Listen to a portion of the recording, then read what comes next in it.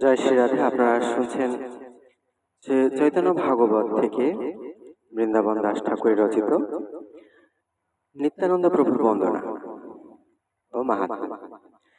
ইষ্টদেব বন্দ মোর নিত্যানন্দ রায়, চৈতন্যের কীর্তি স্ফুরে যাহার কৃপায়, সহস্র বদন বন্দ প্রভু বলরাম, যাহার সহস্র মুখে কৃষ্ণ যশোধা। অর্থাৎ ইষ্টদেব বন্দ মোর নিত্যানন্দ রায়। ইষ্টদেব বন্দ অর্থাৎ আমাদের যে একমাত্র ইষ্ট দেবতা রয়েছে, প্রত্যেকের ইষ্ট দেবতা থাকেন, এবং আমাদের বৈষ্ণবদের ইষ্টদেব হচ্ছেন কে? চৈতন্যদেব, শ্রী চৈতন্যদেব। নিত্যানন্দ রায় তার ইষ্টদেবকে বন্দনা করছেন এবং আমরা নিত্যানন্দ প্রভুর বন্দনা করছি। কারণ চৈতন্য কীর্তি স্ফুরে যাহার কৃপায়, মানে আমরা চৈতন্যের কৃপা লাভ করতে পারবো। সরাসরি কি পারবো? কখনোই নয়। যেমন গৃহে আমাদের কারেন্ট রয়েছে, এখন কারেন্টের কাজ শুধু কারেন্ট দিয়ে কি আমাদের উপকার হবে?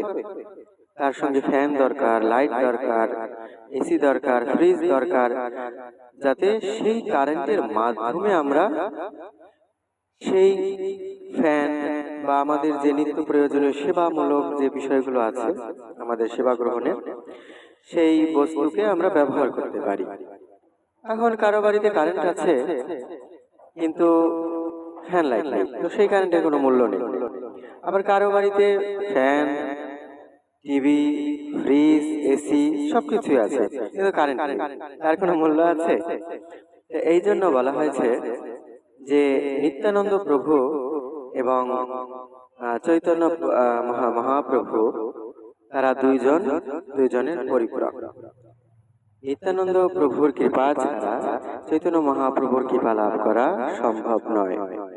এই জন্য চৈতন্য চরিতামৃতে বলা হয়েছে, নিতাই পদ কমল কোটি চন্দ্র শশীতল, দৃঢ় করি ধর নিতাইয়ের পা।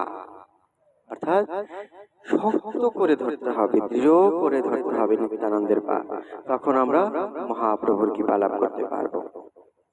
এই জন্য এখানে বলা হয়েছে, ইষ্টদেব বন্দ মোর নিত্যানন্দ রায়, চৈতন্যের কীর্তি স্ফুরে যাহার কৃপায়, সহস্র বদন বন্দ প্রভু বলরাম। অর্থাৎ সহস্র বদন, কারণ প্রভু বলরাম হচ্ছেন নিত্যানন্দ। তিনি পূর্বলীলায়